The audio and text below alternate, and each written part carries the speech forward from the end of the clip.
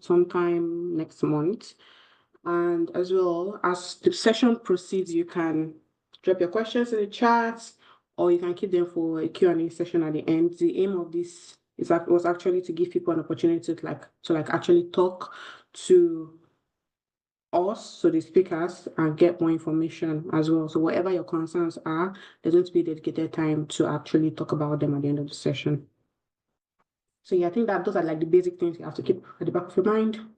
So today, as I said earlier, we're going to talk about grad school, and we have a facilitator with us today, and she's going to start by giving us an overview of graduate programs, talk about why you should actually consider graduate school, who is it for, why should you do it, what you need to apply, and then because as well, we may have an undergraduate audience with us, or people who still have the opportunity, I would say, to kind of enrich their profile. So they get to hear about how you can actually do that. And then, of course, as I promised, the interactive question and answer session. Just before we go right into the session, I want to talk a bit about Scholar Chit Chat and who we are. So Scholar Chit Chat is dedicated to sharing information and improving access to education and scholarships. So what we do is talk a lot about how to further your education generally, or just education both at the undergraduate and postgraduate level, and also how to get scholarships to achieve all your dreams. So our hope is that we're able to secure a future where knowledge and opportunity is accessible to everybody by sharing information, resources, and the guidance that would empower people to navigate their life journey and achieve their dreams. So once everybody can achieve their dreams, then we'll say mission and vision accomplished. So yeah, so now we're going to do a bit of an icebreaker. We're not a lot of people, but there's going to be questions that will pop up on your screen. It's just 3 questions, really. So what you should do is just select the one that is the most appropriate option for you.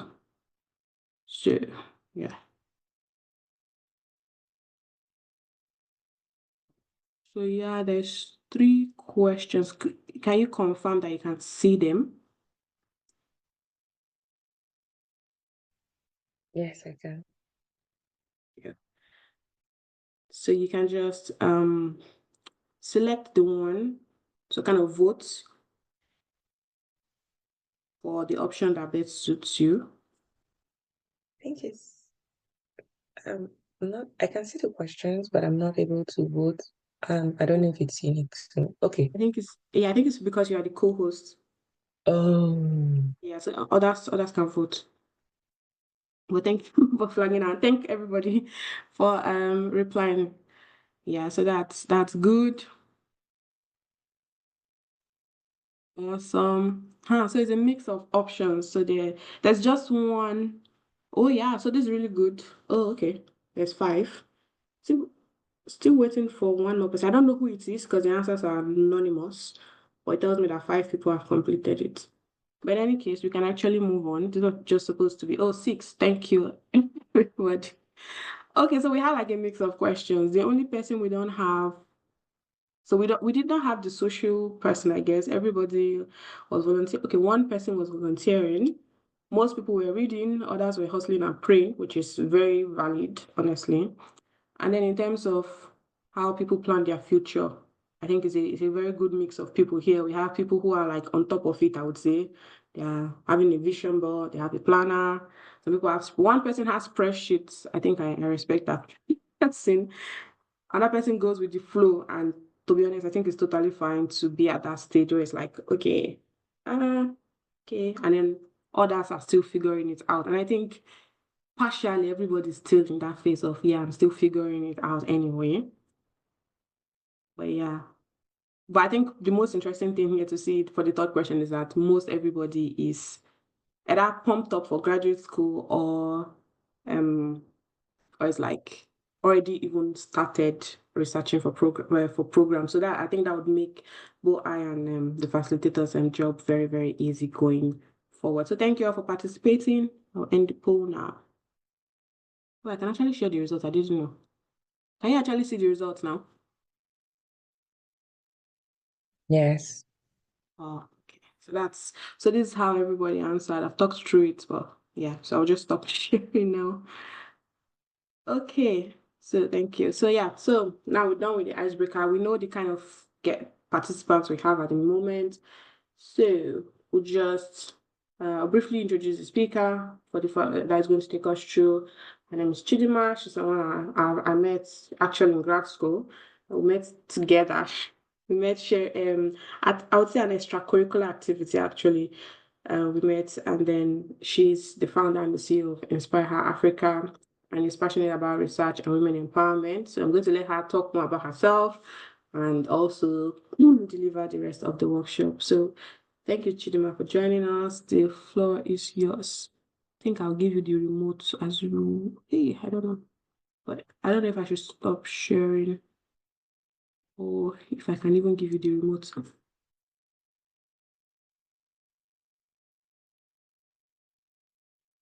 I think I'll just stop sharing and let you share. You're on mute actually, so I can't hear you if you're speaking. Oh no, I was just waiting for you to probably just give me the remote or whatever you wanted to do, share whatever, whichever is convenient. For some reason, I can't see the option. Oh, okay. Slide control. Yep. Do you have it now? So that means I can go to the next slide. Sorry, I've not used this before. Yeah, you should be able to. I think if you use, can you try using your keyboard to go to the next? Okay, it did not work. Maybe it's caused by sharing on Canva. That wasn't me though. Yeah, it wasn't. Okay, I'll just stop sharing now and give you Yeah, I'll the. just share my screen. Yeah. Let me go back. Stop sharing. Okay. So thank you very much everyone for being here. Um, very happy to be here to share. I'll be sharing my screen very shortly. As participants. So as OJ said, we actually met during grad school, and I think that it's been a very rather interesting experience, meeting each other. Um, so she also says I am the CEO of Inspire Africa, which essentially what we try to do is to provide mentorship for African women, and I'm very passionate about research and I would say academia and anything that has to do with school generally. And just also helping people to get to that point, which I think is something that I would say is a shared vision with what Scholar Chit Chat does. So I'll start with a little bit of I would say story, and then maybe I think one of the things I really wanted to achieve at least with this session is to give us like really practical steps that when we're done, like we're able to have something that we can at least start implementing. I don't know how many of us have been to those like motivational events where people are like, oh, I started this, I did this with no money. I think the other day I was on Instagram and then there was this guy who was saying, "Oh, he has killed hunger. He cannot get hungry." Just what he was joking, but it was very funny to kind of see. And I know most of us have had that experience where you finish like either a session or a workshop, and then you're done. You're like, "Wait, what did I actually get from this thing?" Right? Or maybe when people say, "Oh, don't use your money to, it's not money for, or don't use your money to build your future to." Buy shawarma, and someone was like, is it like 1,000 naira that you're going to use to build house? But anyways, that doesn't mean you should use all your money for anything. But the point is, I really wanted us to start end this session at least with something very practical. So I'll start with my own graduate story experience. I kind of always knew I wanted to study outside the country. I remember when I was still doing my undergraduate studies, I would fantasize about that, but I didn't know where to start or what to do. So I know a couple of people kind of also like kept it, I would say, as a mystery, like, oh, this is how you're going to study. And then randomly, I just browsed. I was like, how do you study outside the country? My goal was Australia. So I just randomly started applying without even knowing anything. So I remember I applied at Australia. I think it was the University of Tasmania. And then they gave me an admission. I was so happy. I was like, oh my God. I've finally gotten there, only for me to find out that getting admission is one thing. Like to a very large extent, almost everyone who applies gets admission, but then funding is also another thing. So that instead, what I say, launched me into a whole season of applications.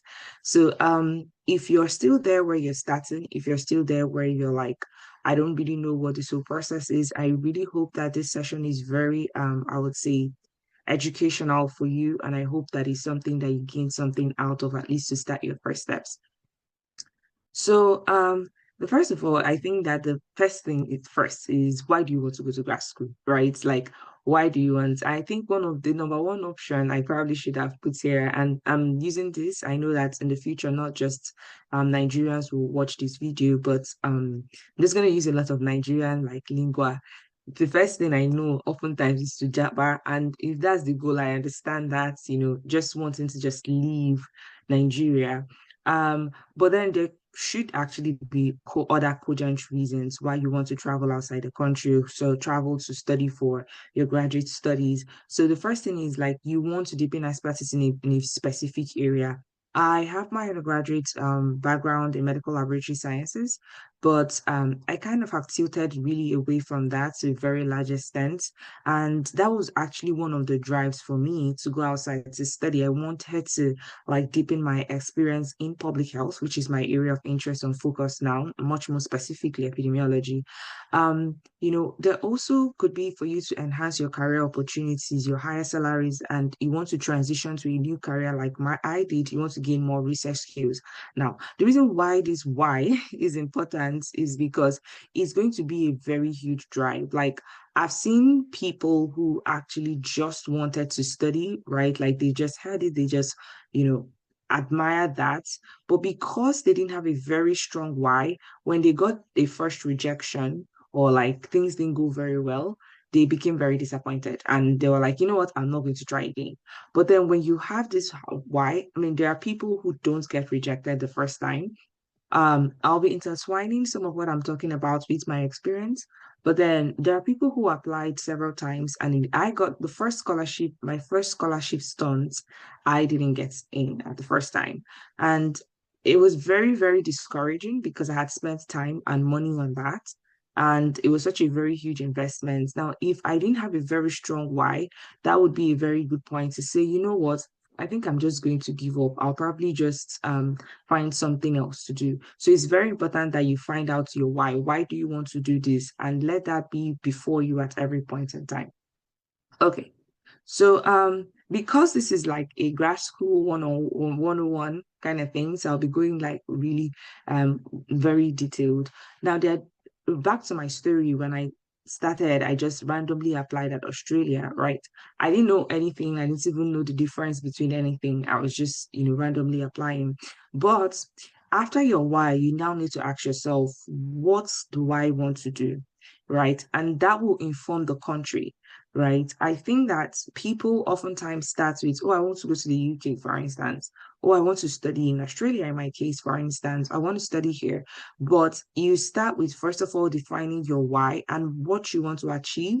That would actually help you know, okay, where is the best place for me to study? The best place could actually be Russia. The best place could actually be somewhere else that is not either the US or UK or even Canada. It could be Canada, right? Depending on why. Like I know people who, and I'm not saying this is the view of the Canadian government or whatever, but I know people who, because of the ease of immigration at a particular country, right, they actually choose that country such that when they are done, the immigration process becomes easier for them.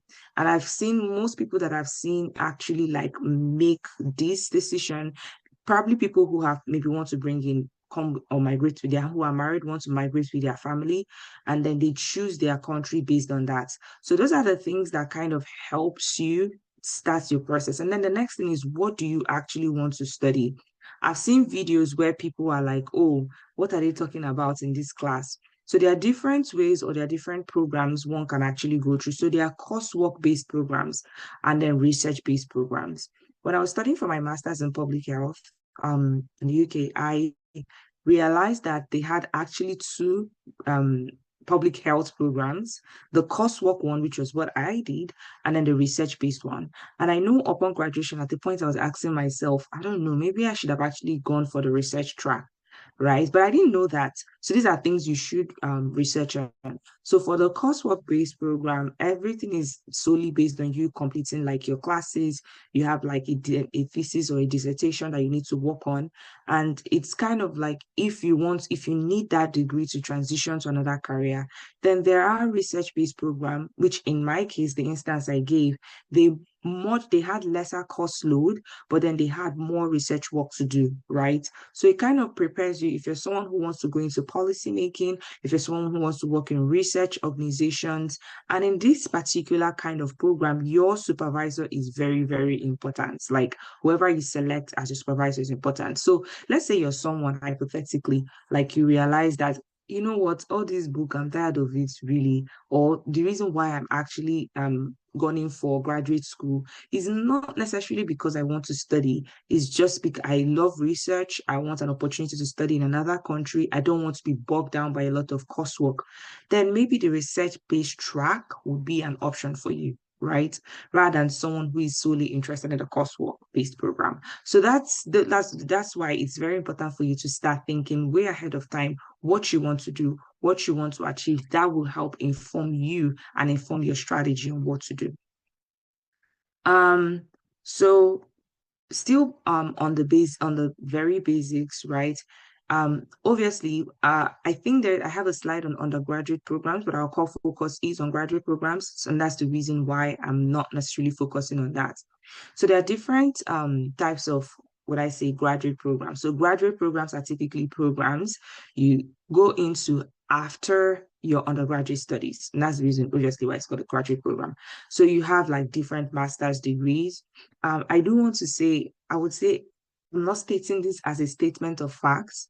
I do know friends who are studying non-STEM courses, right, that have funding. For instance, I know about three people actually that have funding to study for a master's in French, right, in the US. So that's something that is actually very, very feasible. But in a good number of cases, right, most of the graduate programs are usually STEM funded, but there are still exceptions. Like I said, I do know about three people currently who have full funding to study for a master's in French and linguistics. So that's something that is very feasible. So and the master's degree in countries can vary. In the UK, I know you can get your master's in a year, right? In the US, it's about 2 years. So it can also either be coursework based, which is what I experienced, or research based. So there are different types. Now, you don't have to. So oftentimes people want to think, oh, I studied microbiology, for instance, so I have to study for a master's in microbiology. That's not true. In fact, I feel like your master's season is the best time to even transition to any other area you would like to, because right after that you get very, very specific, right? I know people who have like multiple PhDs, but after one PhD, I don't think that's the time you want to start changing. So if you're someone who maybe you studied microbiology when you're in Nigeria, I'm not saying there's anything wrong with that, and then you want to transition to another career, I think your master's season is the time to do that. And that's the reason why it's good to really sit down and reflect. In my experience, I studied medical laboratory sciences. So the first time I applied, I felt that, you know what, this is what I want to do, or rather, I want to go further into this.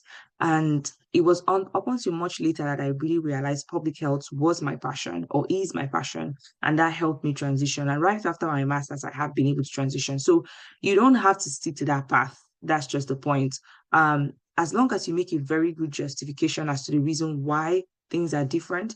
You could even be someone who studied, let's say, my medical laboratory sciences, and then you want to do a master's in business or a master's in business education. That is still something that is very, very feasible. So don't feel like you're stuck for the rest of your life to continue where you are. There's also the PhD. PhDs really vary a lot. I know that in some countries it's about 3 years and some is 4.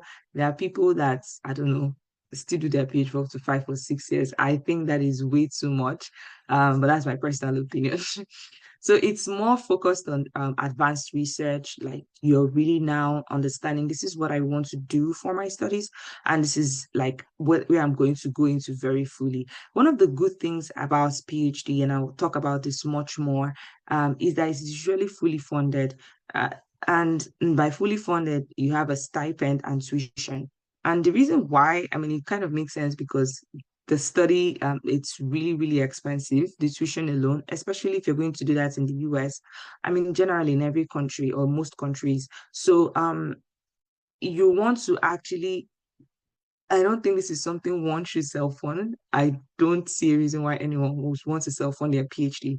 And the good thing is that there's usually funding for this. So it's easier to get funding for your PhD than it is to get for your master's, especially in the United States. And speaking for that, because it kind of makes sense. Most of the supervisors actually want someone that would be with them for a very long time. And then if they're investing in you, they'll get the returns of that, right? So it's easier to, and the good thing about the United States is that you can actually transition straight from your you can actually transition straight from your master's, from your undergrad straight to a PhD. So you don't need to do a master's to be able to get into a PhD in the United States. And I think that is very different from what you have in the UK. I'm not saying the UK is better. I mean, for instance, one thing, their PhD process is actually quicker. So within 3 years, you can actually get your PhD, which doesn't necessarily happen in the US. So that's why it goes back to what I said about what do you really want. So if you're someone who fancies speed, I really want to do this and get out of this PhD program, you may really tilt towards that. If you're someone who kind of like, oh, my core focus is I want to move straight up from my bachelor's degree into my PhD, the US may be a very good option for you. So you don't start with the country, I feel, you don't start with the country that you want. It's kind of on a reverse. You start with what do you want to achieve that would help you select the country. If you're someone who is interested in, okay, right after my studies, I want to know that I don't have to worry about either visa, I want to move over to being a full immigrant or a permanent citizen rather, then you may be thinking of Canada because that kind of offers you that flexibility that right after you're studying, it kind of works within the timeline that you need to actually become a permanent citizen. So those are things to think about, right? And those are things that should actually inform what you want to do. Um, there are professional degrees, for instance, you want to be a Juris Doctor, this is for lawyers, you want to be a medical doctor. Um, I really can't speak to funding for these because the courses are usually very expensive. So oftentimes it's very difficult to actually see scholarships that will fund this. There are specific scholarships that would actually tell you that we don't provide funding for these. I know I have someone who was telling me, oh, I want to be funded to study medicine, and I had to tell her, I don't know how feasible it is for you to get like a scholarship to study medicine outside the country because those degrees are very expensive. So off like fully funded, oftentimes it's not that easy to actually. In fact, I don't know someone who has gotten that to study medicine, but there could be. Maybe I'm not within the mix of those certain people.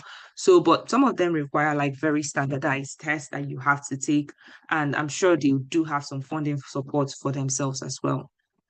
Um, Still on the basics as well. Um, I think I've spent a lot of time to talk about like the different programs. I just want to kind of speak a little bit to some of the funding opportunities for undergraduate studies. There are very, very few abroad scholarships. There are oftentimes the scholarships are kind of restricted to citizens, but there still are. So when I say very few, it doesn't mean there aren't. As we'll see very shortly. Masters, there are funding opportunities.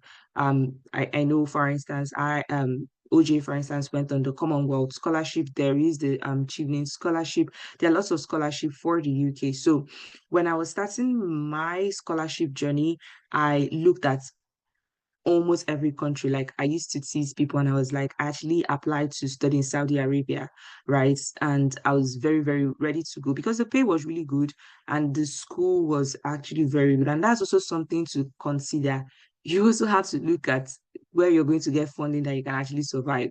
I know that oftentimes when people hear like I'm going outside the country to study, it's like, oh my God, money is going to be flowing left and right. But it's really, really good to consider where you're going to study. Trust me, because at times by the time you pay rent and everything, there really isn't that much to do. Also, you have to look at what is the work-life balance there. Um, Probably talk about, I'm sure OG maybe will talk about this in terms of our practical application. Not going to spend a lot of time on this. So I just wanted to kind of show us a little bit of overview of different, like I would say, graduate examples of undergraduate scholarships in this case. And there's the MasterCard, University of Oxford kind of offers, there's the Wall Mountain Initiative, Ashinaga in the initiative. I know studying in Hungary, actually they have their own application process. I think I started this, but for the postgraduate studies, there's also the Holland Scholarship, which I think is very good. So these are some of undergraduate scholarships, like one can actually just kind of go through, check out if you have someone I'm interested in graduate school, but someone who you feel might be interested. Um, and these are for postgraduate scholarship. Like the list is honestly very exhausting. So if you're someone who wants to study for your master's, I did apply for the DAT scholarship. This is for those who are interested in studying in Germany. There's a Pan-African University scholarship. I know about two friends who got this. Now this is for you have to study in an African country, but it doesn't necessarily have to be like Nigeria. I know that the person who got that had to study in two African countries. So one of their programs was done in the University of Ibadan and the other one in another African country. But it's a pretty good scholarship to also have. I know Rotary actually also offers some postgraduate scholarship. There's a Commonwealth Scholarship, the Swedish Institute Scholarship, which I must say is not for the weak. So if you're someone who wants to apply for this scholarship, you have to be ready.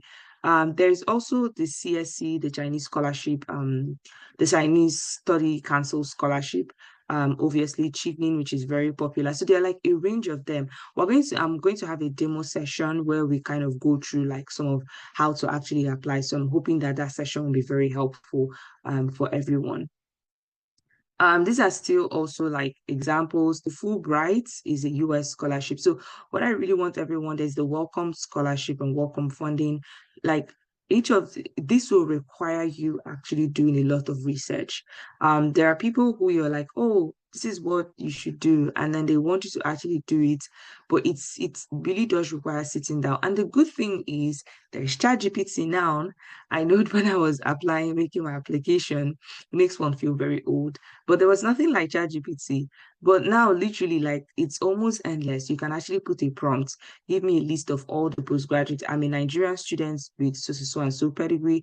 Give me a list of like postgraduate scholarships that I can apply for and the application deadline. You do want to check out the application deadlines if it's correct. And it will provide like a list in a millisecond for you. And that kind of also gives you an edge to know where to start from. So, but you can also as well, like, just assess some of these, look at their scholarships, look at when to start. We'll talk about timeline later. So another in terms of where to find scholarship, and this was actually my biggest challenge when I started. Like, you know how people say, where are people finding this money you guys are talking about? When people are like, I made this, I made millions of naira. And you're like, is it that there's a place that money is? I don't know. So that's kind of how I felt like, where are you guys finding this scholarship? Now, there are different platforms, and I think the demo session we're going to have would probably cover the university and maybe a scholarship, not foundation, but platform. But then universities actually have this. I feel like the university website is so rich that there's so much you can do with the university website, with a university website.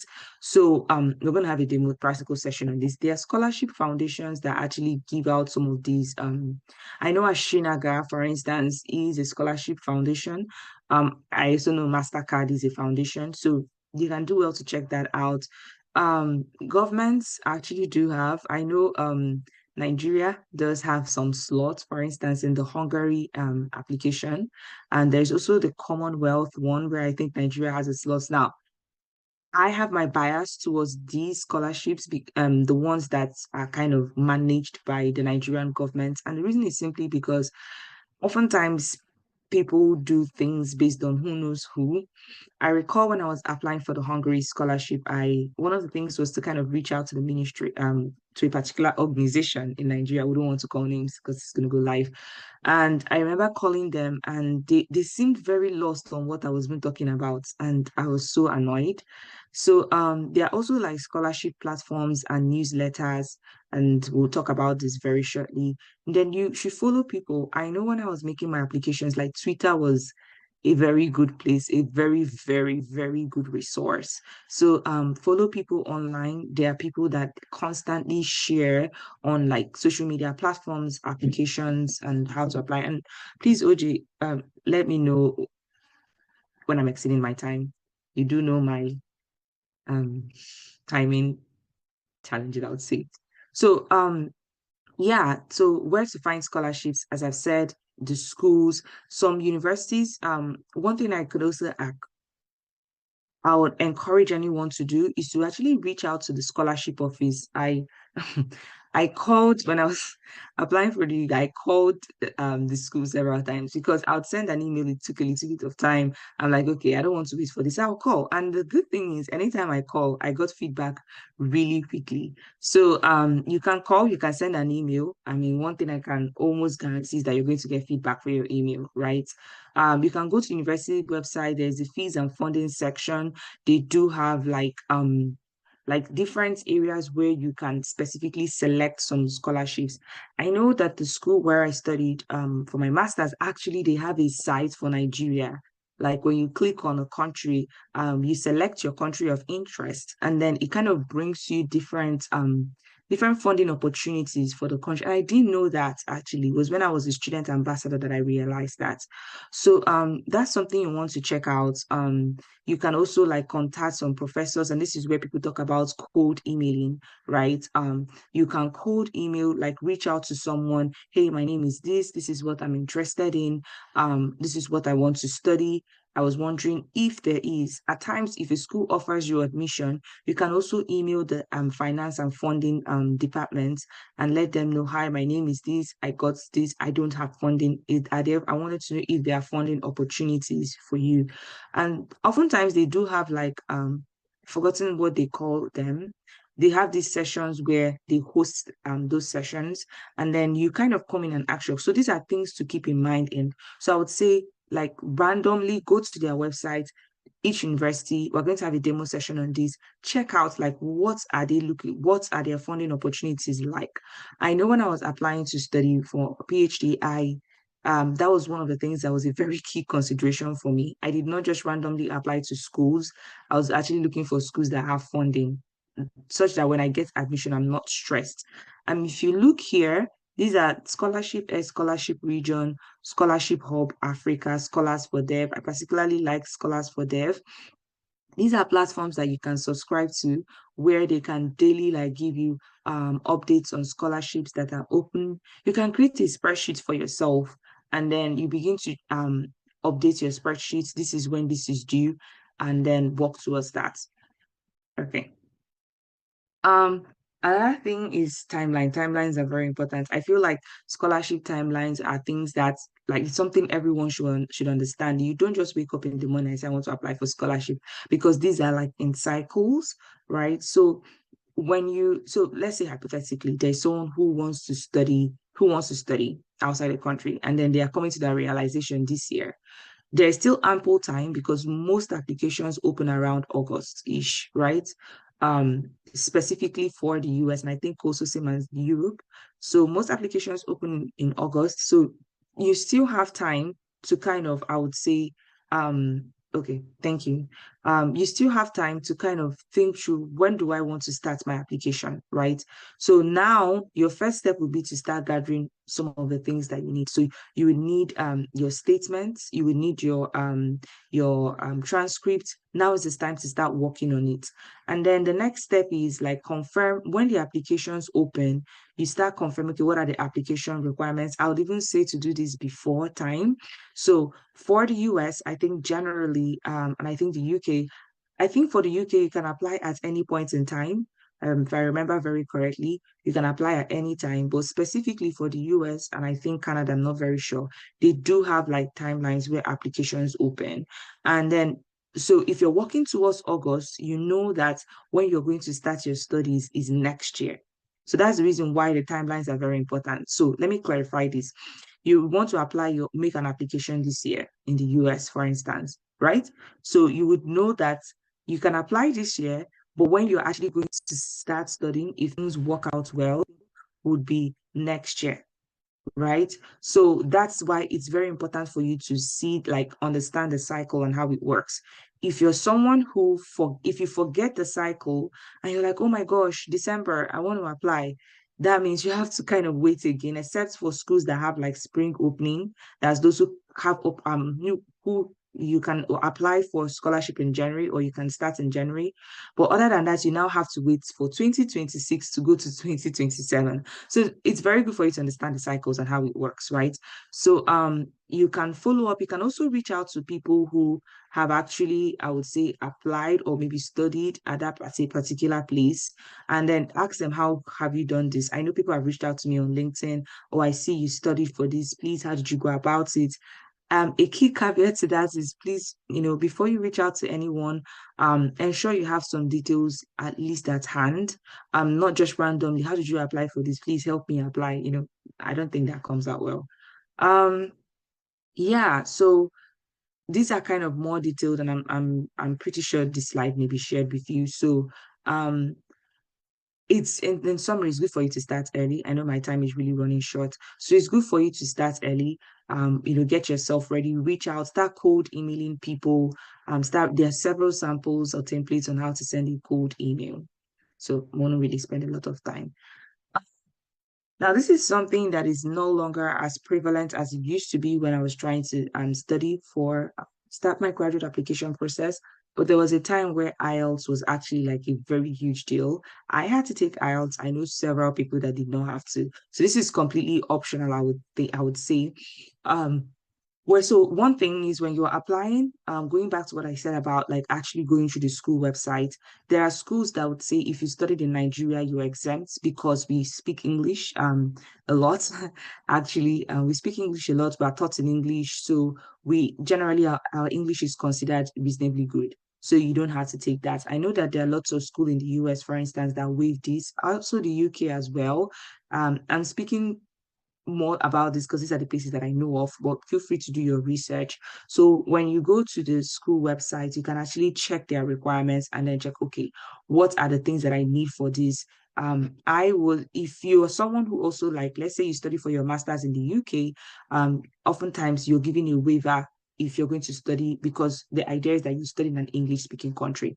So, but however, in some cases, you may need to write IELTS. I think preparation, I do tell people, I don't think IELTS is a test of your intelligence. I think it's just a test of your preparation. So there are so many resources for you to prepare for IELTS. I think that my personal opinion is that I think that we are very well poised as Nigerians to write IELTS and write it well because we are generally taught in English. So preparation is key. That's just one thing about IELTS. It's not necessarily about, oh, I've been the best student. If you are the best student and you don't prepare, probably not going to do well.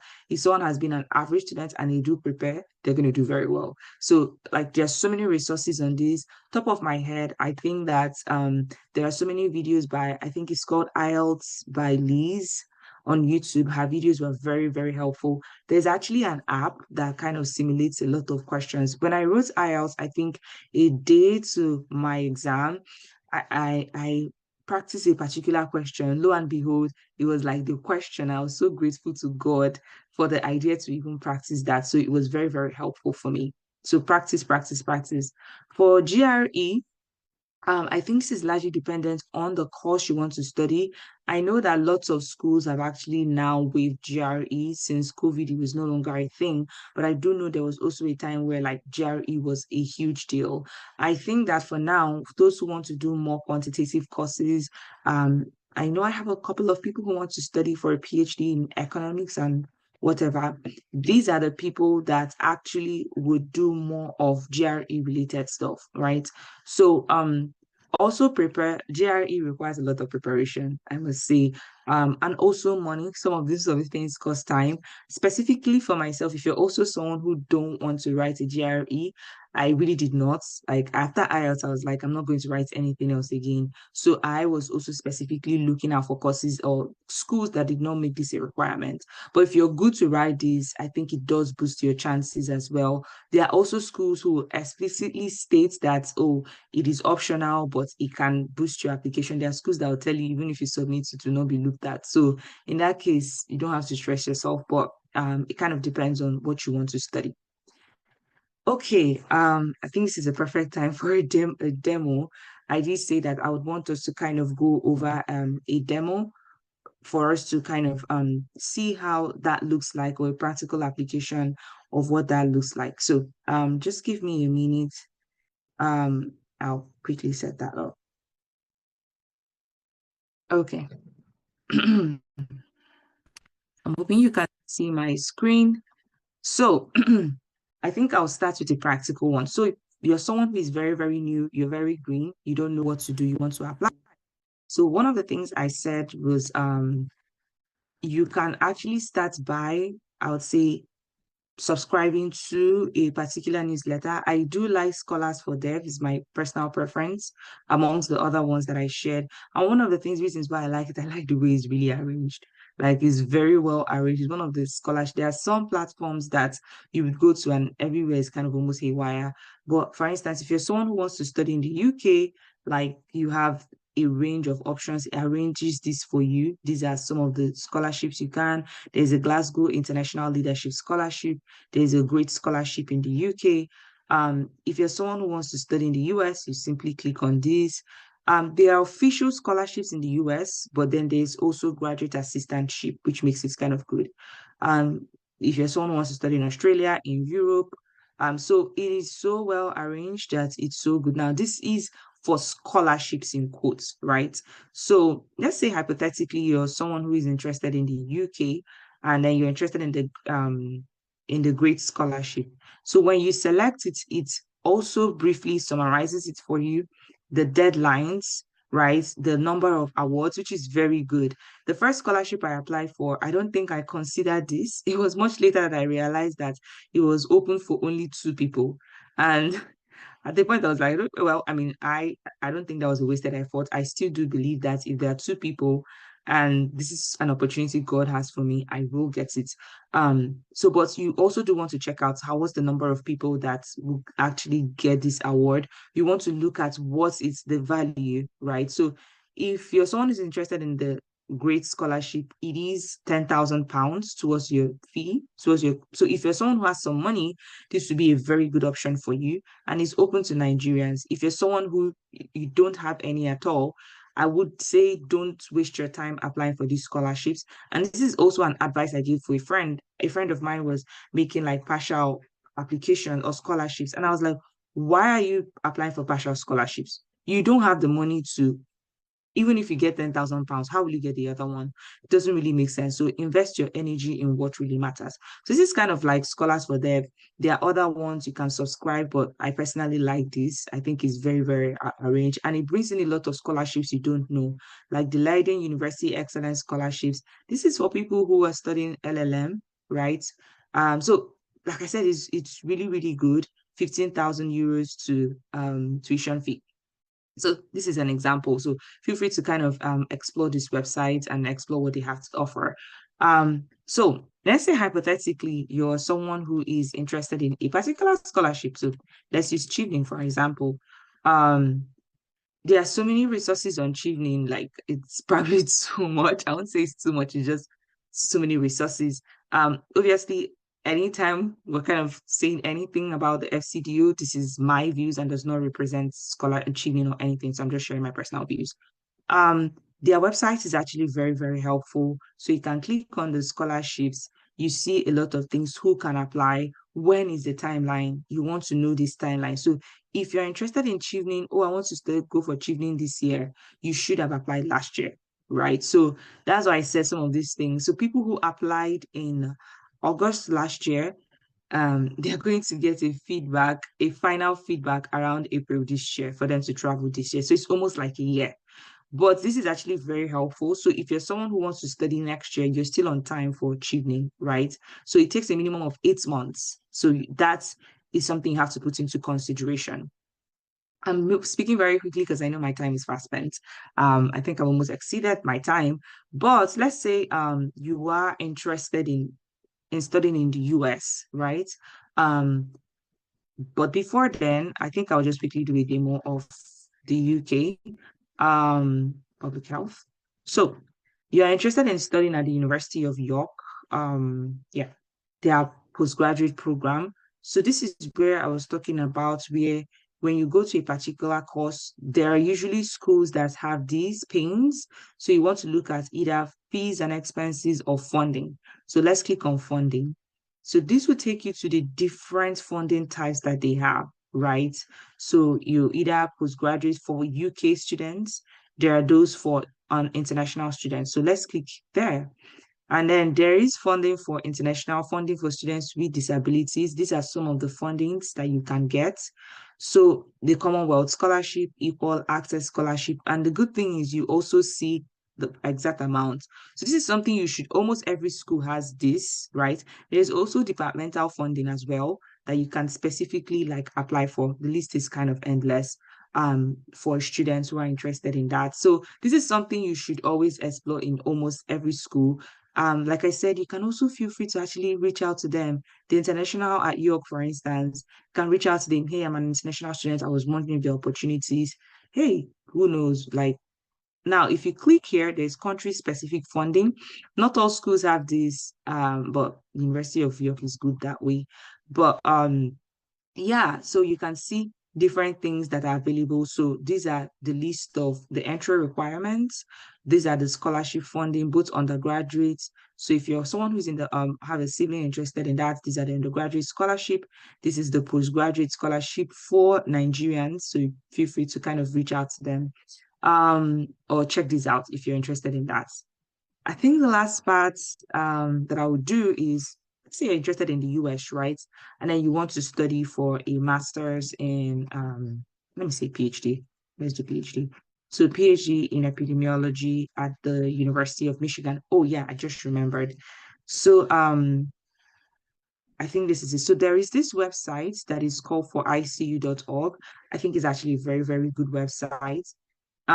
This is a website where like it gives you a range of universities. Now, for someone who doesn't even know where to start from, right? I kind of know some of these schools at the top of my head, but you don't know the schools. So it gives you the list of schools and their ranking.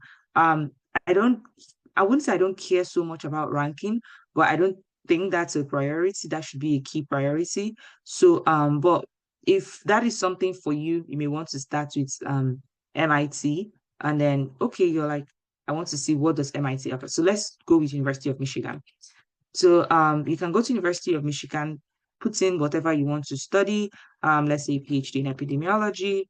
Um, quickly search for that, and then you go to their program.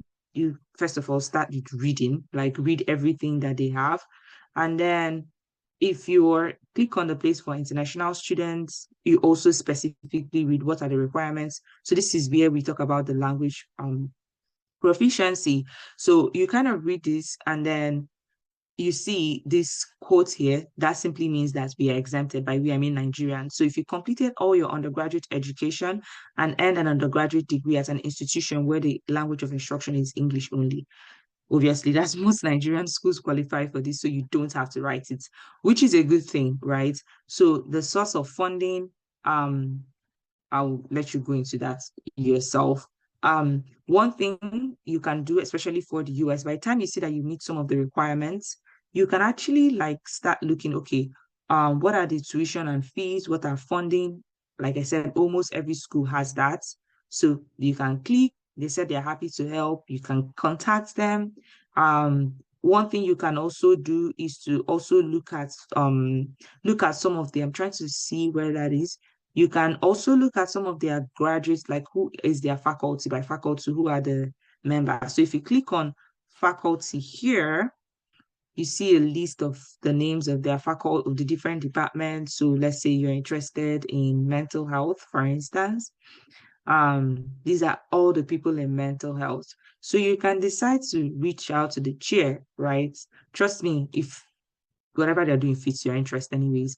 So let's say you're interested in aging, you can reach out to this person. Hi, my name is this. Maybe look up for one of two papers that they've published. I'm interested in working with you on this. And then you can take it from here. I know I spent most of my time. I think I'll stop for now. But in summary, I would say giving your best, okay, giving your best, and I'm pretty sure that the sky is your starting point. Well, I'll pause for now. Thank you so much. Thank you so much, Chidima, for that was quite a very comprehensive introduction. Sorry, I forgot to put on my camera again. That was a very comprehensive introduction into scholarships and graduate school in general. And I believe that everybody kind of has learned a thing or two from this. So please feel free to drop in the chat um at least I think at a very big basic an appreciation for what you've learned, and if there's something that stood out to you, please also you're free to actually share that as well. So I'm just going to share my screen and continue.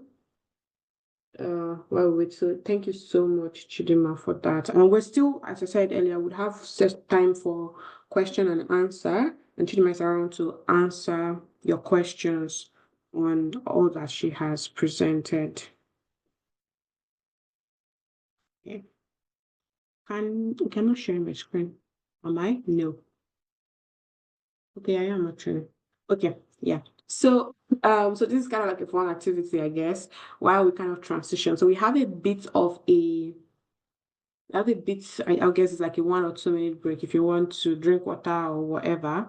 But while we are doing that, this is something for you to think about. I think it's also kind of similar to what Chidima said about like finding your why, or not finding your why, actually, finding what you're passionate about, what you want to study. It's always a very good, always a very good start. And the question I have here is, if I had unlimited funding, I would study. So what would you study if you had unlimited funding? And in a way, scholarships are sort of that. It's not unlimited, it's limited, but it's a good start. If you had the funding, what would you study? Be as specific as possible and as general as possible as well. So you can actually, if you want to speak, you can raise your hand. I think I have the slot for one person to share. And if you're not confident enough to speak, you can also type in the chat what you would study if you had all the funding. So particularly for me, I mean, in a way, I'm kind of studying with the funding, and I'm yeah currently investigating infectious how diseases and how pathogens evolve.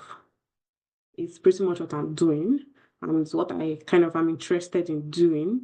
So, and it's why I got the funding, because I was able to demonstrate that this is what I'm interested in. And it's pretty much the same thing I've been saying since I left university, actually, for how I got my master's funding and even my PhD funding. I've pretty much just been telling them, see, this is what I want to do. How do pathogens evolve? How do pathogens emerge? How do pathogens adapt? So that's it. But let's see. Also, microbial genetics. Yes, a PhD in parasitology. Oh, yeah. So, I mean, a lot of people here are actually quite interested in PhDs, which is very cool to see. So, yeah, definitely PhDs. So, depends on where you are at. If you have a master's, probably you can actually pretty much apply anywhere. But if you're going directly from your bachelor's, which is possible in some countries, especially the US, it happens in the UK, but mostly for students. It doesn't necessarily happen for international students because you don't stand out. So yeah, so but like there are other countries, I think mostly the US and perhaps Canada is where you can look to if you don't have a master's. But if you have a master's, then the world is your oyster.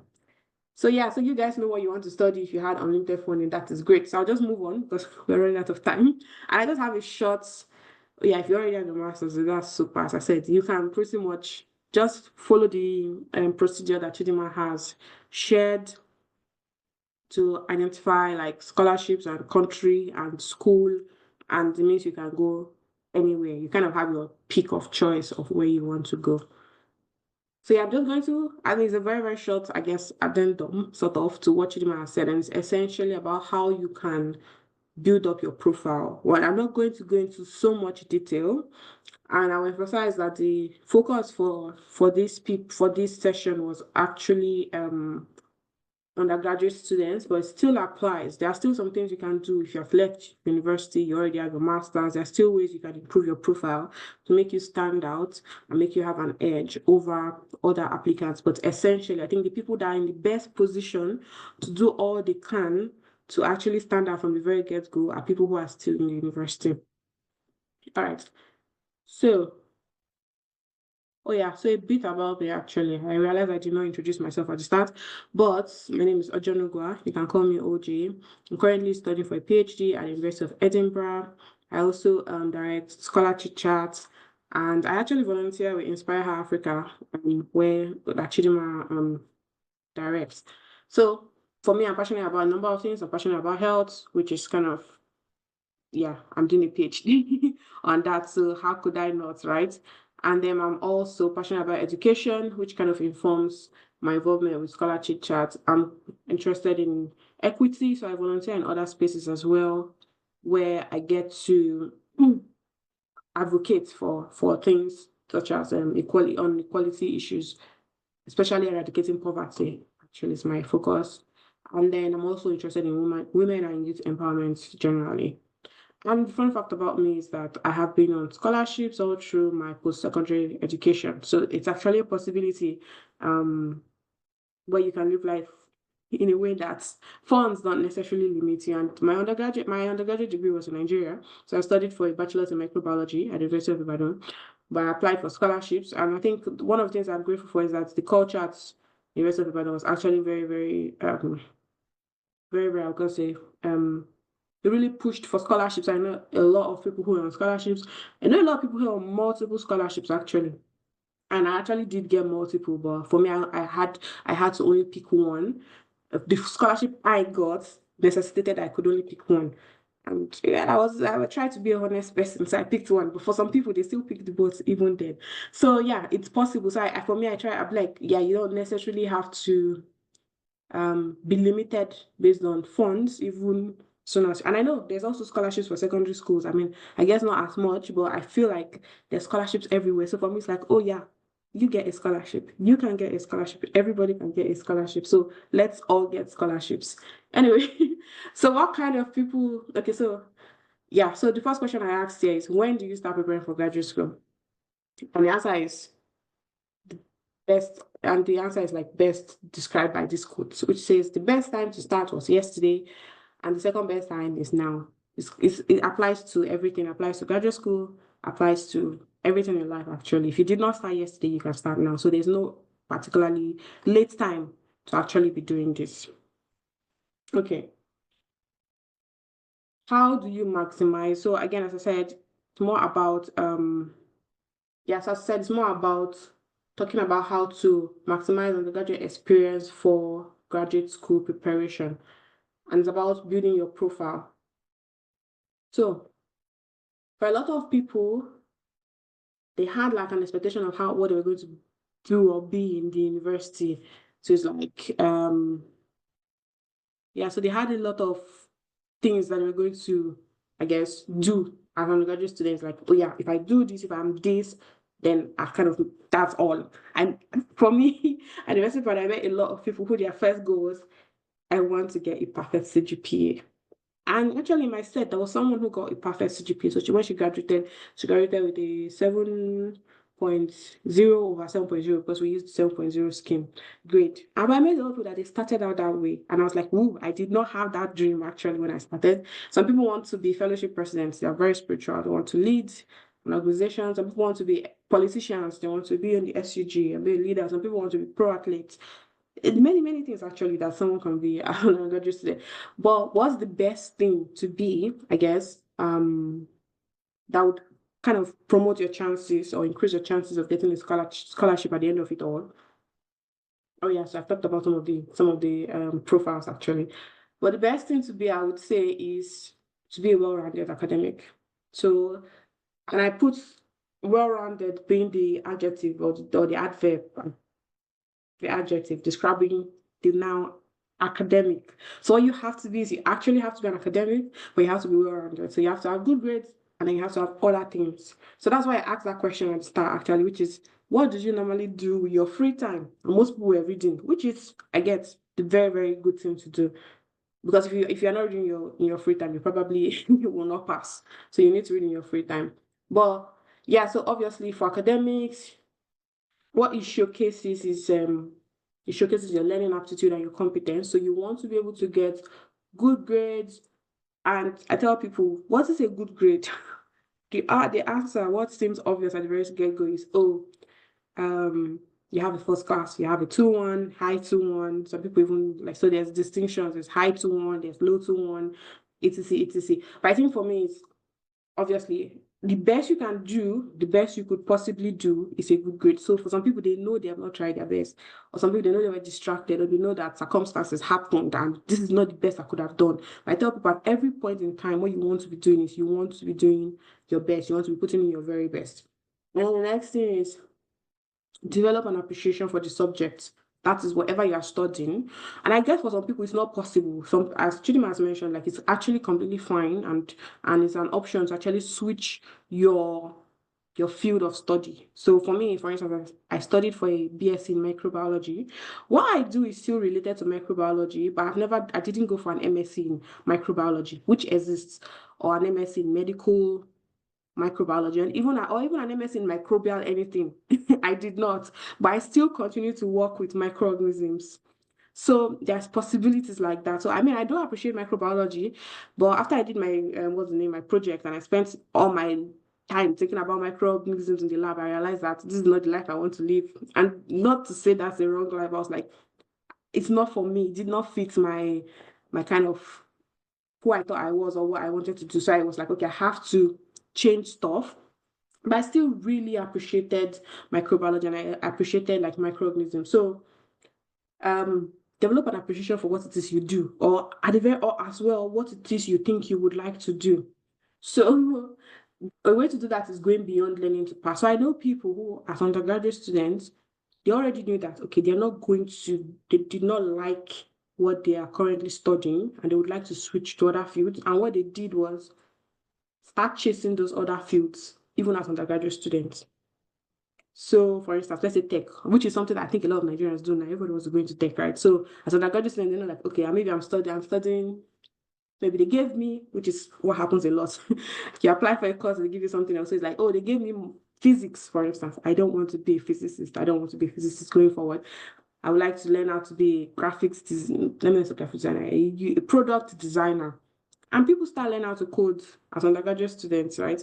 So that's like a way to say, oh yeah, you've kind of so yeah, so when you're writing your application essay in this regard, so you can show them, oh, I have a bachelor's degree in physics. I kind of did well. I have a 2-1. But see all the things I did, which is why I'm interested in masters in product design or whatever product design related thing because I already started doing it. I appreciate product design, I can show it. But if it's still the same physics you want to continue in, then you can show, oh yeah, I have a 2-1 in physics and I have done some other things physics related as well. Maybe I did an internship, which is what the next things highlight. An internship or an online course. So I've done things that engage my interests.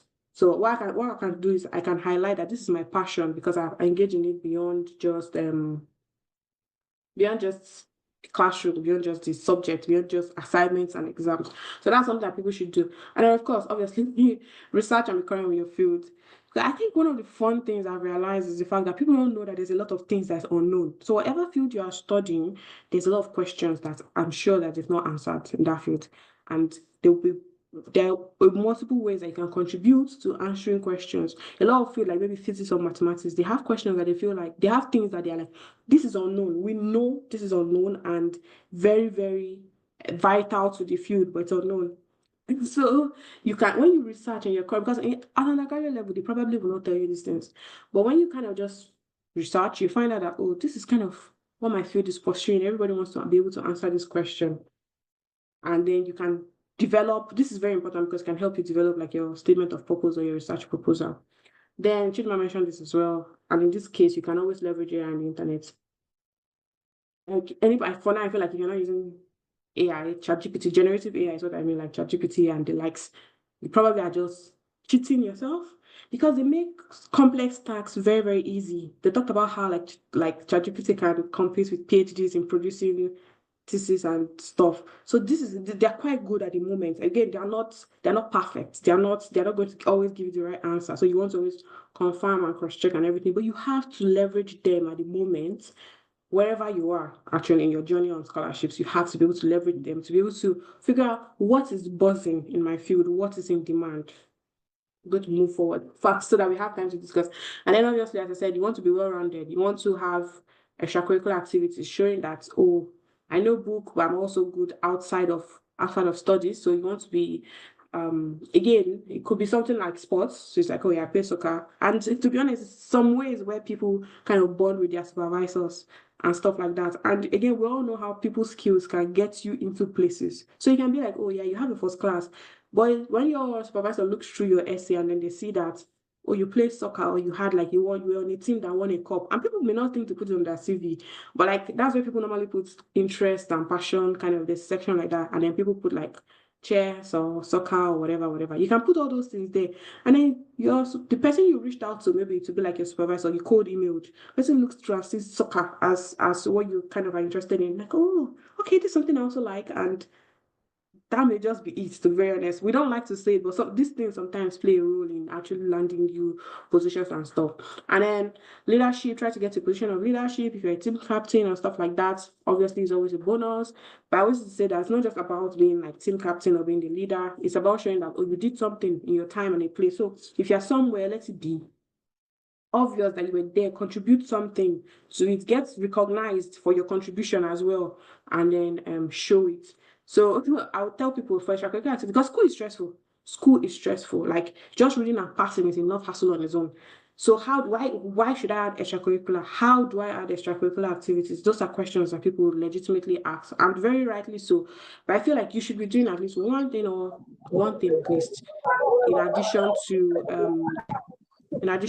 kind of like your okay once in addition to your studies, and you know that you're doing the right thing when it's fun. It will be stressful because yeah, you're already stressed in school, but you will still enjoy doing it. It will always give you easy wins to kind of maybe connect you to the right people and stuff. Then most of you did not hang out with your friends in the quiz when I asked, but you want to network. Networking can get you places or can get you information. I think at the very least it can get you information. So you want to join a community of like-minded people, and that's something that was a game changer for me when I was applying for scholarships. The first year I did not get any, and I did it solo. I was like, huh, I have the grades, I can do research, I'll just Google everything and watch YouTube videos, blah blah blah. I put in all my very best effort. I did not get any. But then somewhere along my search, I found like WhatsApp group, Telegram groups, social media accounts. I I kind of tapped into everything. At the point, if I opened my like LinkedIn or Twitter, it was just all scholarships I'll see from top to bottom. Like I don't think I was missing any information that was happening. Like I was just on top of it because I kind of immersed myself into the community, into the society and everything. So you can still do that. And then one thing that people don't realize is that they need to connect with lecturers. If you've already applied, which I think most of you have already researched at the very least, you know how important letters of recommendations are. And you can only get strong letters of recommendation if the lecturers know you. So how do you get lecturers to know you in a class of more than 100 people, perhaps, or even if it's 20 people? How and your lecturer has been a lecturer for 20 years, so they've taught 20 people for 20 years. That's already 400 people. How do they remember you? But in most cases, our classes are not even 20 people, right? So imagine that kind of a thing. So you want to connect with them, you want to stand out, you want to be valuable so that you are remembered. So when you reach out and be like, oh, I need a letter of recommendation, they're like, oh, I remember you, whatever the case, and then they write something good rather than just fulfilling all righteousness. And again, as I said, I acknowledged this earlier. Balance is difficult. It's key, but it's difficult because there's a lot of competing interest. There are a lot of things you actually have to fulfill. There are a lot of obligations you have to fulfill in life, but you also have to work on your profile. You also have to prepare for the next stage of life. So while it may be like, oh, like for this first triangle, it shows that, oh, maybe you're what you would expect is that, oh, you just be, oh, trying to get good grades, having a social life, and trying to sleep, perhaps. But that's not the reality. You actually have to do all these things. You have to get good grades. You have to think about your family, assignments, sleep, food, extracurricular. There's love life here, obviously, and the friends. You have to do everything while you're trying to in life. That's just it. Yeah, food is here. I like that food is here, because even just trying to feed yourself and stay alive is a very, very big time consumer. So yeah, you have to figure out a way to. I mean, we could actually have a session dedicated to this, trying to find balance and making sure that you're doing the right things, but that's not really the focus for today. But I just want to highlight to you that you want to try to achieve balance. Let's say you're an undergraduate student, or currently you are, but you're juggling work and even applying for scholarships. They are both time consuming processes. If you're in school, there's a clear priority. You want to get good grades. You want to be a good student. Because if you graduate with a class, there's a chance there are people who get scholarships with a class, but you have kind of cut your chances by like almost 80%, because just very few scholarships will even consider those kind of grades. But if you have a 2-1 or a first class, you can pretty much apply to any scholarship. So if you're in school, the clear priority is your grades. If you are working, you have to find a way to juggle everything. If you have a family already, you have to find a way to juggle everything. So at that time, you have to figure out what is a priority for you. But anyway, I think this is pretty much it, right? Yeah. So again, so for me, if you want to have a solid profile, you have to go beyond your grades, which is what you don't people don't hear often. Most times they tell you, oh, just go to school, get good grades. The world is going to doors are going to be waiting for you, and they'll be opening up for you. But realities are out there. Most people are getting good grades now, because that's what everybody's hearing. How do you set yourself apart? Do some of these things, right? Internship, online courses, extracurricular activities, join ISEC, debates, join the press, etc. etc. Those are ways that you can stand out and improve your chances of getting a scholarship. So this is pretty much the summary. As I said, my part was just going to be a short addendum to what Chidima said. She introduced majority of what we'll be discussing today. And so thank you for listening and for staying patiently.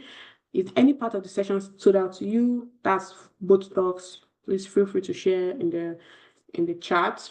And for now, also you can ask your questions, you can drop them in the chat, or you can raise up your hand, and then you'll be asked to mute yourself, and then either of us, Chidima or myself, will be able to answer your questions. So this is your opportunity now. We'll be waiting to hear from you.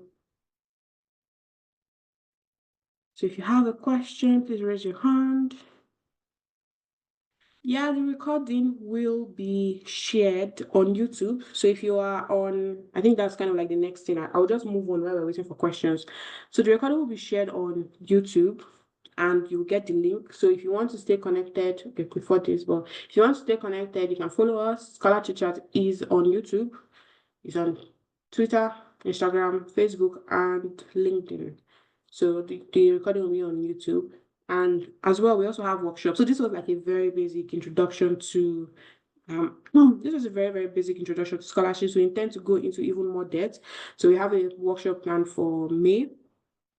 Yeah. So we have a workshop planned for May, and in May we'll talk more about, actually, I think part of the things I introduced at the end, how to prepare. So Chidima have shared about timeline, how to prepare, how to make sure you get all your docs in a row, or all your documents sorted. It's kind of pretty much what the focus will be. And then as well, we also plan to have like a more more immersive workshop sometime in the year. So follow us so that you get all these updates when it's necessary. Yes, Ape, I can see your hand is up. Please go ahead. Okay. Hi, good afternoon. Good afternoon. Not exactly a question, not a question at all. I just wanted to say thank you, honestly. I wanted to say thank you. I know that might not have been many in this session. The turn up might have been low, more than you expected. I don't know. But I just want you to know that at least I know for myself that I've been able to pick a whole lot. I can't even say picked one or two. I've been able to pick a whole lot of things from this session. I'm so appreciative of that. I'm looking forward to other sections that you guys would have.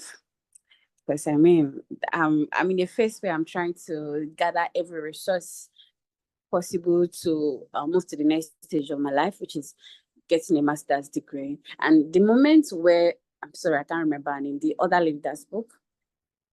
Yeah, the moment she mentioned that research courses and thoughts courses, I'm like, oh my God, I've actually seen it in places that, okay, there's research-based courses and then there's thoughts. But then I never really took my time to research about it. But the moment she mentioned it, I'm like, this is my sign to do my research on thoughts courses and then research-based courses. And I was, even while on the call, already like going to Google, so like start searching for what research-based courses are and then thoughts. And I'm sure that by the end of everything, hopefully I'm going to like make the best decision.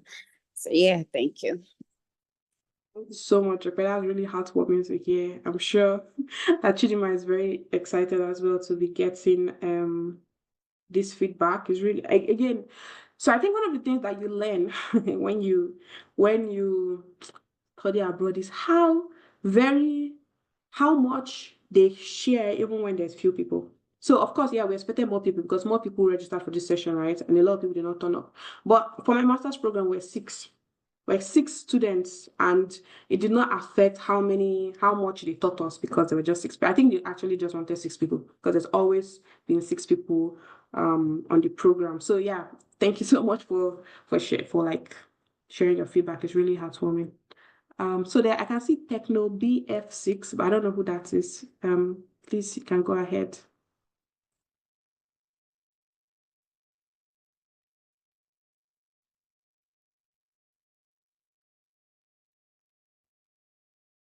Okay, you've dropped your hand. Okay. I don't know if there's any questions at all. I'm dropping a link to all our social media things. So if you want to join our WhatsApp group, if you want to follow us on anything, all you have to do is click that link and you'll see all the links to everything. And then you should be able to join in based on that. Another link I'm going to be dropping in the chat is a link to a feedback.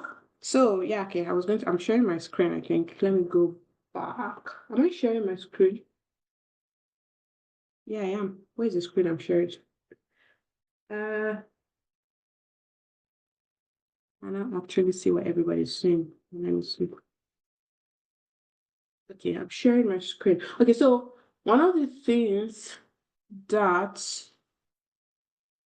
let me share. One of the things that let me stop sharing. I want to share something as well. So please fill that feedback form that I've put in the chat.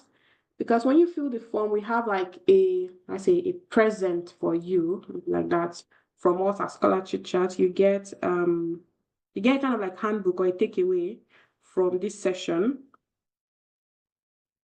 When you fill this, I want to share what that looks like.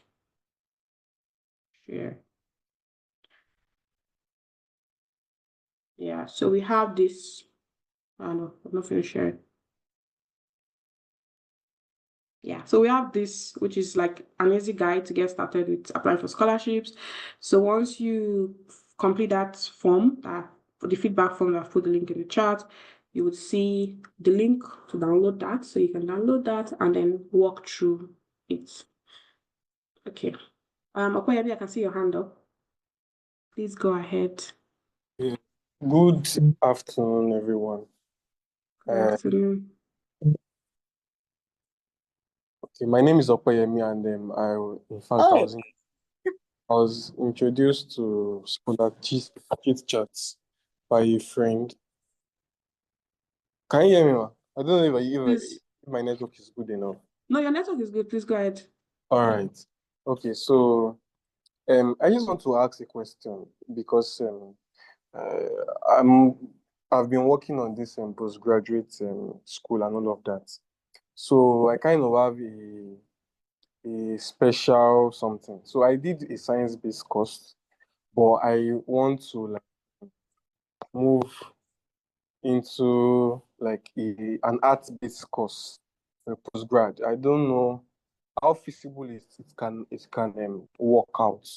That's the question I want to ask. Okay, can you give a little more information? Can you share what course you studied and what course you would like to move to? Okay, so it's actually like this. Sorry?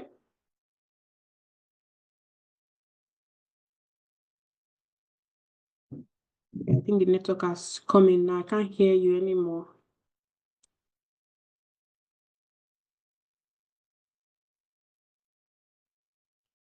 Okay.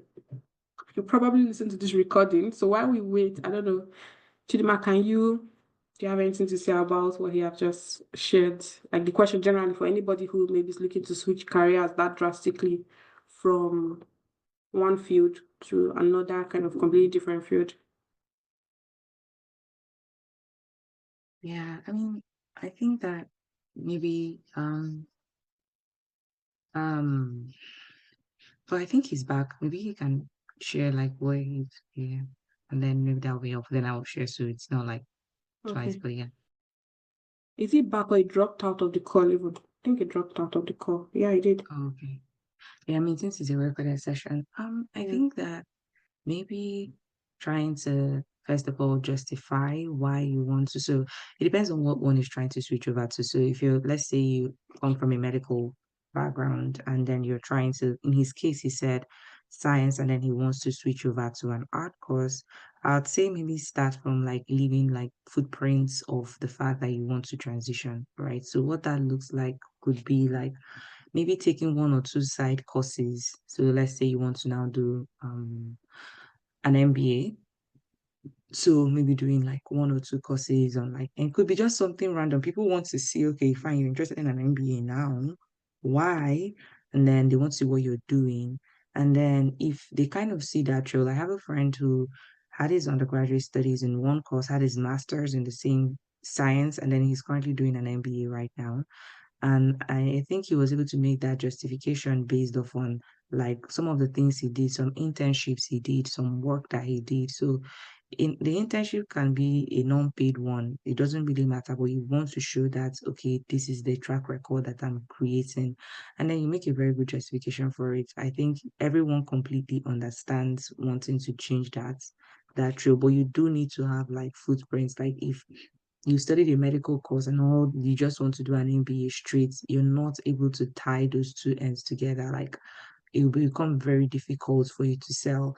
If you also, let's say you took a medical course and then you want to do an MBA, you can say, hey, I'm interested in like the business side of medical sciences. I noticed that there is a lie. I'm interested in supply chain management and health sciences. Like take one or two Coursera courses. Doesn't have to be anything too fancy. And then make a case. I think that's probably like a good way to start. Yeah. Thank you so much, Chidima. I think I 100% agree. I don't think there's any other way to go about it. So, Opeyemi, you're back. Do you have anything to add? Yes, thank you so much. My network kind of went off a bit, but I'm back. And I really want to appreciate Chidima for this response. Thankfully I was able to join when she was responding, and that's what I'm also trying to do. I'm trying to leave footprints to justify why I want to make the switch, and then before I can now proceed. So thank you so much for the response. I thank you for this program that you've organized. It has really been impactful for me today. Thank you so much. Thank you so much, Opeyemi. It was really good to hear that. And I'm glad that the answer you got was really helpful because that's essentially it. Once you leave the footprint, make sure you're able to like really articulate them in your essays as well. So that will really help. So Techno BF6, your hand is up again. Please can you you can unmute. Yeah.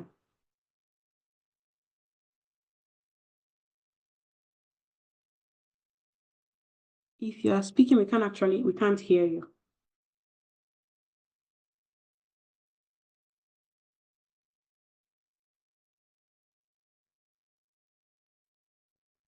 Or we can't hear you. Maybe a network issue.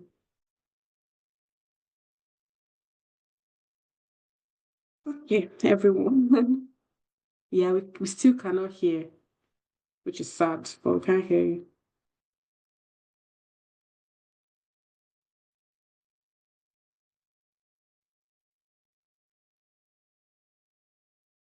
So I'm replying your comments in the chat anyway. So if what you've asked is completely different from what's in the chat, then that's going to be an issue. But if what you want to ask is what's in the chat, then you'll see a response there shortly. Well, other than that, I want to thank everyone for coming. So this has been a pleasure as well to have you all. As much as you've benefited from this, this has also been was really great to have you all here. As I've said, if you take the survey in the chat, you would get free starter kit. And if you follow us, you hear more about our plans, you get updates from us. We have a lot of recordings actually, a podcast. We've spoken to a lot of scholars on different scholarships, and the aim is for it to be like a springboard for you to get information to like dig into scholarships. So we've kind of gone through different countries. I want to say Hungary, but no, I don't think we've done Hungary. We've done, can't remember the countries now, but we've done a lot of countries. Actually, we've done a lot of countries. I guess we've not done some, but we've done a lot of countries. And we'll continue to do that. So follow us, listen to the podcasts. You can drop your comments on Substack actually, because we have a WhatsApp channel. That means you can't drop messages there, but you can engage us on social media. You can engage us on Substack. We would reply you and help you. Yeah, I think as I've shared earlier, our dream is that you're able to our vision, our mission is that you're able to achieve your dreams or your academic dreams, get your scholarship, get your admission, JAPA, actually research, change the world. So that's it. So thank you so much for joining us. I also want to say a very, very special thank you to Chidima as well again for joining us today and sharing our comprehensive kind of insights into graduate school studies. So that's it for us for today. Enjoy the rest of your day. Stop sharing. Thank you. Thank you.